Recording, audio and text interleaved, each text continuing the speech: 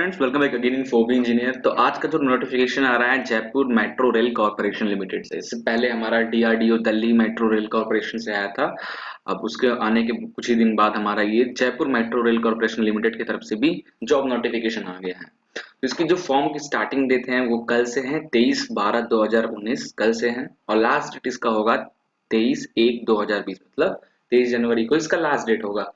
कौन इसको अप्लाई कर सकता है, क्या है इसकी क्राइटेरिया, क्या है इसकी एप्लीकेशन फॉर्म फीस, ये सब हम आगे डिटेल में डिस्कस करेंगे। किसको फॉर्म भरना चाहिए, किसको नहीं भरना चाहिए, ये सब हम आगे की वीडियोस में डिस्कस करेंगे। तो चलिए शुरू करते हैं।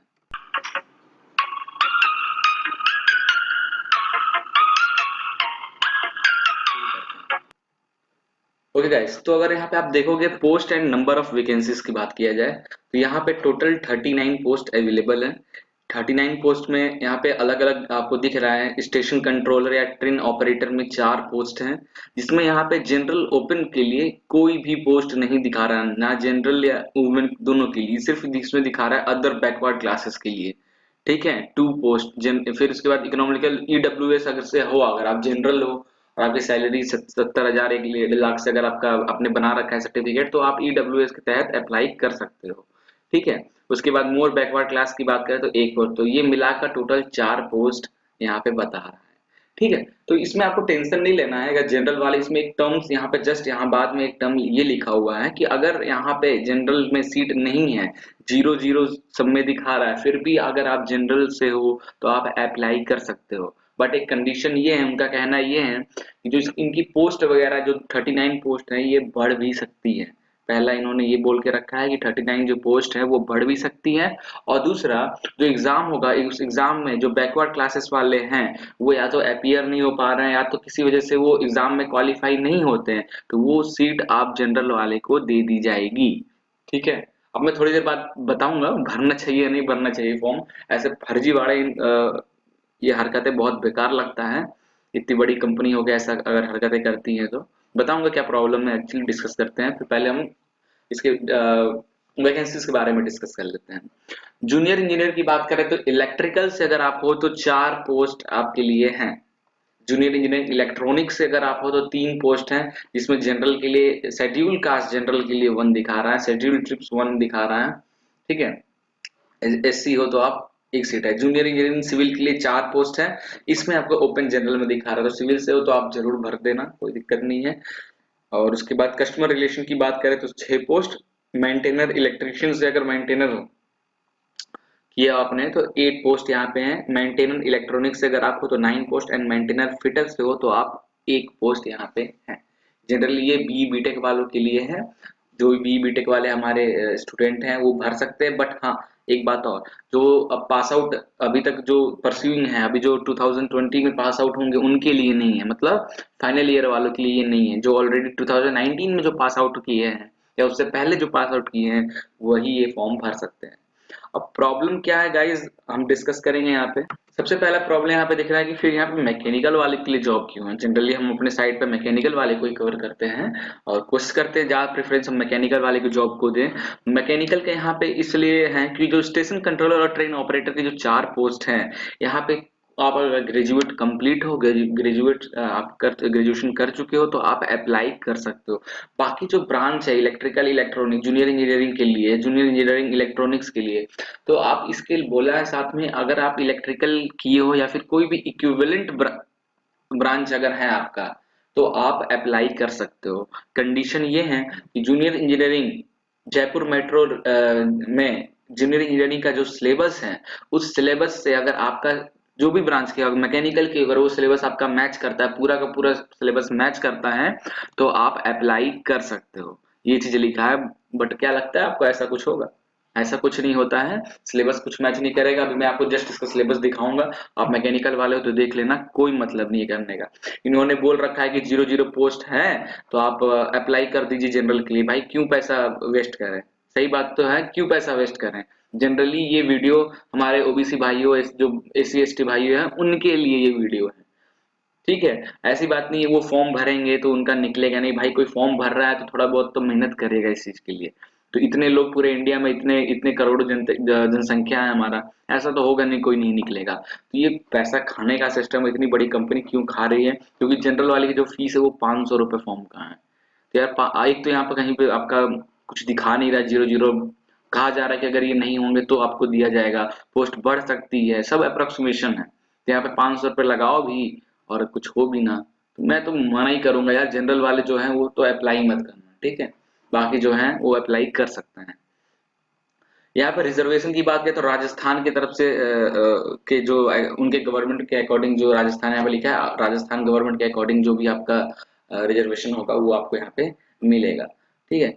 उसके बाद बात किया जाए वुमेन वगैरह की भी रिजर्वेशन राजस्थान गवर्नमेंट के अकॉर्डिंग यहाँ पे मिलेगी। आप देखिए एजुकेशन क्वालिफिकेशन यहाँ पे आ चुका है स्टेशन कंट्रोलर और ट्रेन ऑपरेटर के लिए, graduation in any discipline from a recognised university with minimum 50% mark. तो आप ये जो पोस्ट है, जो 4 पोस्ट इसके लिए है वैकेंसी, तो इस पोस्ट में आप ग्रेजुएशन अगर आप किए हो, 50% से ज्यादा आपके मार्क्स हैं, तो आप अप्लाई कर सकते हो। उसके बाद लिखा है junior engineering civil, degree in civil engineering from recognised university और इक्विवेलेंट इंजीनियरिंग क्वालिफिकेशन, ठीक है। तो यहाँ पे इक्विवेलेंट की बात कर रहा है, तो वही इक्विवेलेंट की आगे टर्म्स में ये लिखा है कि इक्विवेलेंट उन्हीं को माना जाएगा जिनका जो जूनियर इंजीनियरिंग इस जो जयपुर मेट्रो रेल का जो सिलेबस है उस सिलेबस से अगर मैच करता है, उसी को इक्विवेलेंट इंजीनियरिंग क्वालिफिकेशन मान के आपको अलाउ कर दिया जाएगा, ठीक है। फिर है जूनियर इंजीनियरिंग इलेक्ट्रॉनिक्स के लिए, इसमें भी इलेक्ट्रॉनिक्स वाले जो है बीटेक वाले इलेक्ट्रॉनिक्स वाले जो अप्लाई कर सकते हैं। बात फिर से जो 2020 में पास आउट होंगे उनके लिए नहीं है। जूनियर इंजीनियरिंग इलेक्ट्रिकल के लिए यहाँ 50% सब में मांगा है। कस्टमर रिलेशन के लिए ग्रेजुएशन इन डिसिप्लिन, ये जो है आप इसके लिए भी अप्लाई कर सकते हो। और I think customer relation essence में यहाँ पे कितने पोस्ट थे, 6 पोस्ट है, तो यहाँ पे जो है ग्रेजुएशन आप अप्लाई कर सकते हैं, ठीक है।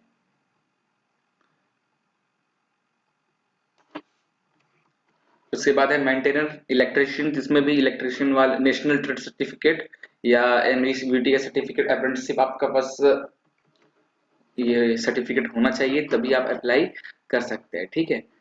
मिनिमम 2 ईयर यहाँ पे ड्यूरेशन का आपका होना चाहिए जो भी है। मेंटेनर इलेक्ट्रॉनिक सेम इसमें भी यही है, मेंटेनर फिटर में भी सेम यही चीज है, ठीक है।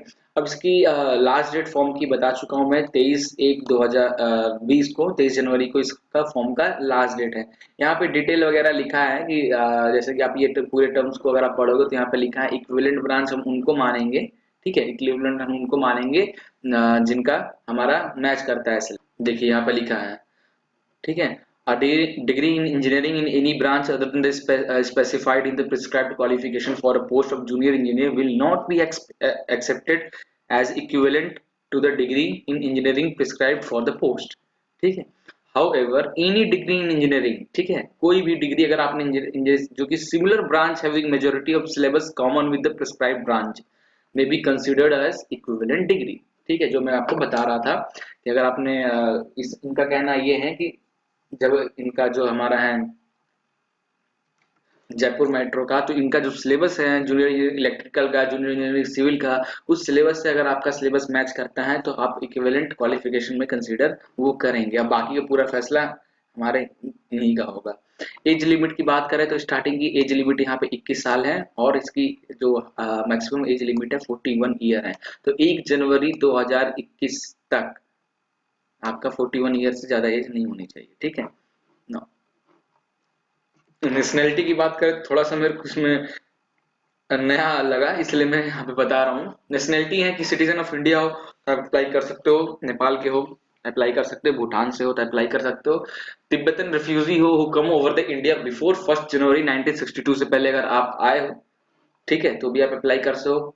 अ person of Indian origin who has migrated from Pakistan, Burma, Sri Lanka, East African countries of तो आप मतलब आ चुके हो तो आप अप्लाई परमानेंटली अगर इंडिया में सेटल हो चुके हो तो आप अप्लाई कर सकते हो। मेडिकल स्टैंडर्ड की बात करें तो वही जो नॉर्मल सबका मेडिकल स्टैंडर्ड रहता है, इसका भी वही है। जो इसका एप्लीकेशन प्रोसेस कैसा है, application shall be submitted online on JMRC recruitment portal. तो मैं अपनी डिस्क्रिप्शन में अपनी वेबसाइट का लिंक दे दूंगा, तो उससे आप डायरेक्ट इसकी मेन पोस्ट पे पहुंच के आप फॉर्म भर सकते हो, ठीक है। उसके बाद आगे एप्लीकेशन फीस, यहाँ पे एप्लीकेशन फीस की बात करें तो देख सकते हो आप, इसीलिए मैं मना कर रहा था। For all others candidates general वाले के लिए 500 रुपए का फॉर्म है, और कुछ उन्होंने कंफर्म भी नहीं बताया क्या सिलेबस मैच करेगा। यार नहीं मैच करता इतना ज्यादा सिलेबस, ठीक है, थोड़ा बहुत मैच कर गया या फिर गलती से कर गया कुछ अलग यूनिवर्सिटीज का तो आपका काम हो जाएगा, बट इतना रिस्क लेकर 500 रुपए लेके फॉर्म भरना यार मेरे को सही नहीं लगता, इसलिए मैं तो मना ही करता हूँ जनरल वाले को। बाकी जो पर्सनल डिसेबल है वो 250 रुपीज उनके लिए भी फॉर्म रखा गया है, बताओ भाई इनके लिए भी फॉर्म फीस रखा गया है। SC ST कैंडिडेट है राजस्थान की, उनके लिए 250 रुपीज, और non creamy like OBC EWS वाले हो तो आप अप्लाई कर सकते हो, जिनका फॉर्म फीस 400 रुपए। उसके बाद देखो सर्विस चार्ज मानना पड़ेगा यार। ये DMRC जो डिप्लोमा के लिए काम करती है, और JMRC, ठीक है, जयपुर मेट्रो, ये बीटेक के अलावा करिए क्या कर रही है, ये सब कुछ समझ में नहीं आ रहा है। कोई इनका स्टैंडर्ड वगैरह नहीं है, कुछ भी लिख कर दे दिया है। 500 रुपए का हम जनरल वाले फॉर्म भरे और रिजल्ट क्या निकल के आता है, कुछ नहीं, कोई मतलब नहीं है, ठीक है। स्कीम ऑफ एग्जामिनेशन की बात किया जाए तो जो भी, ऐसा मैं डिमोटिवेट नहीं कर रहा हूँ, EWS वाले जनरल में जो EWS वाले हैं वो अप्लाई कर सकते हैं, OBC हो जो रियल बात है यार, क्यों मैं आपका पैसा बर्बाद करूँ, इसलिए मैं ये सब बातें बोल रहा हूँ। बाकी ऐसा कोई मैटर नहीं है, कोई दुश्मनी नहीं है मेरा इनसे, ठीक है। तो स्कीम की बात किया जाए तो स्टेशन कंट्रोलर के लिए CBT 1 होगा, साइकोमेट्रिक टेस्ट होगा, इंटरव्यू भी होगा, उसके बाद मेडिकल फिटनेस टेस्ट होगा। जूनियर इंजीनियरिंग की बात करें तो CBT होगा, उसके बाद डायरेक्ट आपका CBT में निकल गया तो मेडिकल फिटनेस टेस्ट होगा, और then direct job. Customer relation assets जिसमें आप भर सकते हो किसी भी ब्रांच वाले को, तो CBT निकाल कर डायरेक्ट आप मेडिकल फिटनेस भरते हैं। मेंटेनर की बात किया जाए तो CBT होगा मेडिकल फिटनेस। जनरली जो मैं कह रहा था जनरल वाले मत भरो, तो जनरल वाले उन जो नॉन टेक वाले जॉब है लाइक कस्टमर रिलेशन एसेंट्स हो गया, जो स्टार्टिंग के जॉब था, ट्रेन मास्टर, ये सब का, वो सब का आप भर सकते हो। पर जूनियर इंजीनियरिंग के लिए मैं कह रहा हूँ कि आप कोई मतलब नहीं भरने का, ठीक है।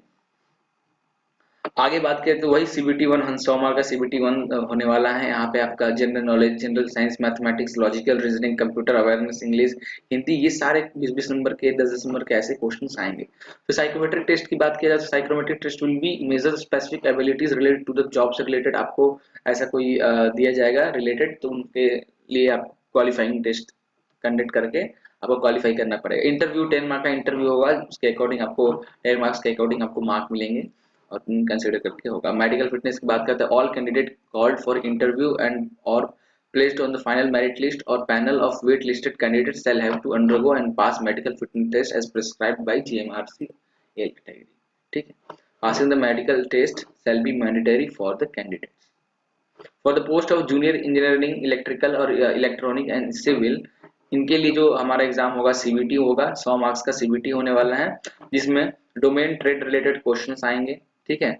जूनियर इनके लिए general knowledge and awareness, general science, mathematics, logical reasoning, computer awareness, English, Hindi, ये सारे इस तरीके आएंगे, and then direct medical fitness का जो है वो चलेगा। For post of customer relation assistants की बात की, कस्टमर रिलेशन एसेंट्स की बात किया जाए तो यहाँ पे कंप्यूटर बेस्ड जो टेस्ट होगा उसमें जो क्वेश्चन आएंगे 100 मार्क्स टेस्ट होगा, जिसमें क्वेश्चन आएंगे हमारे कौन कौन से, general knowledge awareness, general science, quantitative aptitude, logical reasoning, computer awareness, English, Hindi, ये सब आएगा। टेस्ट हमारा वही मेडिकल फिटनेस होगा, एंड देन ये होगा, ठीक है।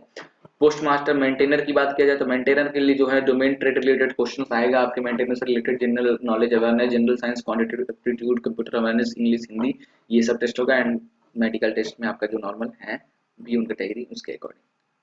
अब यहाँ इंडिकेटेड सिलेबस की बात किया जाए, station control and train operator के लिए जो करंट इसमें आएगा, ये सिलेबस मैं दे दूंगा, आप डिस्कस में आराम से बाकायदा बैठकर देख लेना कि मैथमेटिक्स में क्या आ रहा है, जनरल साइंस में क्या आ रहा है, जो भी है। अब देखो जो मैं बात कर रहा है जूनियर इंजीनियरिंग इलेक्ट्रिकल की बात किया जाए तो इलेक्ट्रिकल इंजीनियरिंग की बात करें तो network theorem, polyphase circuits, AC and DC machine, transformer, electrical measurement, क्या ये मैकेनिकल ब्रांच में ये टॉपिक्स हैं? लगता है आपको नहीं है ना? अगर हो तो आप भर सकते हो, आप कैंडिडेट में कंसीडर हो जाओगे, ठीक है। अब बात करें इलेक्ट्रॉनिक्स वाले के लिए तो इलेक्ट्रॉनिक का जो मेन सब्जेक्ट है इलेक्ट्रॉनिक डिवाइस सर्किट, ये इतना सा सब्जेक्ट, ठीक है। ये तो आपको लगता है ये मैच हो रहा है आपके अगर ब्रांच से, तो आप इक्विवेलेंट कंसीडर में आओगे और आप भर सकते हो। बाकी सब तो मैच करेगा ही करेगा, बस उनका जो मेन सब्जेक्ट है जूनियर इंजीनियरिंग के लिए। जूनियर इंजीनियरिंग सिविल का है तो हो सकता है मैकेनिकल वालों का मैच कर जाए। सिविल इंजीनियरिंग मटेरियल की बात करें, स्ट्रेंथ ऑफ मटेरियल हो गया, मैकेनिक्स ऑफ स्ट्रक्चर्स हो गया, चलो आप ये मैकेनिकल में मैकेनिक्स ऑफ स्ट्रक्चर मैकेनिक्स के नाम से है, सोम भी है, बिल्डिंग मटेरियल एंड कंस्ट्रक्शन ये तो नहीं है मैकेनिकल में। हाइड्रोलिक एंड फ्लूइड मैकेनिक्स ये मैकेनिकल में है। Design of RCC and steel structure नहीं है। एस्टिमेशन कॉस्टिंग ये है। सर्वेइंग नहीं है। इलेक्ट्रिसिटी में सर्वेइंग भी हम कभी कभी पढ़ लेते हैं। ट्रांसपोर्टेशन इंजीनियरिंग ठीक है चलेगा। इन्वायरमेंटल इंजीनियरिंग पढ़ चुके हैं। ब्रिज इंजीनियरिंग नहीं है। जियो टेक्निकल इंजीनियरिंग नहीं है। तो आप कैसे अप्लाई कर सकते हो? जाहिर सी बात है ना, इसीलिए मैं मना कर रहा था जूनियर इंजीनियरिंग पोस्ट के लिए एक मैकेनिकल के जनरल वालों को अप्लाई करने के लिए। बाकी पोस्ट के लिए जो है नॉन टेक वाले पोस्ट उसके लिए आप अप्लाई कर सकते। अच्छा, इसमें एक टर्म और मिला मेरे को, इंडिमेंटरी बॉन्ड। यहाँ पे 3 साल का बॉन्ड आपसे साइन कराया जाएगा। ठीक है, बॉन्ड अमाउंट यहाँ पे लिखा हुआ है स्टेशन कंट्रोल के लिए 1.5 लाख के आसपास आपसे बॉन्ड एक साइन करवाया जाएगा, जिसमें 3 साल देखो after completion of 3 period by giving 1 month notice for depositing पे इन लिeu ऑफ नोटिस। क्लियर है? तो 3 साल का आपका बॉन्ड, 3 साल से पहले आप नौकरी नहीं छोड़ सकते, ये बॉन्ड आपसे साइन करवाएगा। ठीक है, तो ये था ओवरऑल हमारा जयपुर मेट्रो का पूरा scenario, Jaipur metro corporation limited का पूरा सिनेरियो। तो आई थिंक आपको वीडियो पसंद आया होगा, समझ में आया होगा। फॉर्म आपको भरना है नहीं भरना है वो आप समझ गए होंगे, मैंने काफी कुछ डिस्कस किया है, बाकी आप पे डिपेंड करता है। बट हाँ, जो जनरल वाले हैं जिसमें अगर नहीं बता रहा तो प्लीज वो ना भरे, मैं तो कहूंगा, बाकी आपकी मर्जी। आप भरना चाहो तो भर सकते हो, क्योंकि यहाँ पे लिखा है कि 1 पोस्ट ऑफ, यहाँ पे लिखा है general open candidates can apply for all this post even if no vacancy is available for them for any of the post. However, their candidate will be considered only when no qualified candidate are available in OBC and the BC EWS में। अगर qualify नहीं हो रहे नीचे वाले बंदे तो वो पोस्ट आपको, अगर आप क्वालिफाई हो तो आपको दे दिया जाएगा। ये फंडा है। ठीक है, तो जनरल के अलावा ज्यादातर मैं कह रहा हूँ, मतलब आपका मन है तो भर सकते हो, बट ईडब्ल्यू जनरल में ईडब्ल्यूएस वाले बाकी लोअर क्लास वाले फॉर्म जरूर भरे, इंटरेस्ट है फील्ड में। बाकी इलेक्ट्रिकल सिल वाले ये तो भर ही सकते हैं। ओके, तो कोई भी डाउट वगैरह हो तो आप कमेंट बॉक्स में कमेंट करना। बाकी हम आपको कोशिश करूंगा मैं जल्द से जल्द आपको रिप्लाई देने की। तो जल्दी से सब्सक्राइब कर दो मेरे चैनल को ऐसे ही लेटेस्ट अपडेट्स पाने के लिए। लाइक कर दो भाई, इतना मेहनत करके आपको हर डिटेल बताया, लाइक कर दो, सब्सक्राइब कर दो, और अपने फ्रेंड्स के साथ भी शेयर कर दो, दूसरे ब्रांच वालों के साथ भी शेयर कर दो, ताकि उनको भी हेल्प हो जाए जॉब फाइंड करने में। चलिए मिलते हैं, जय हिंद।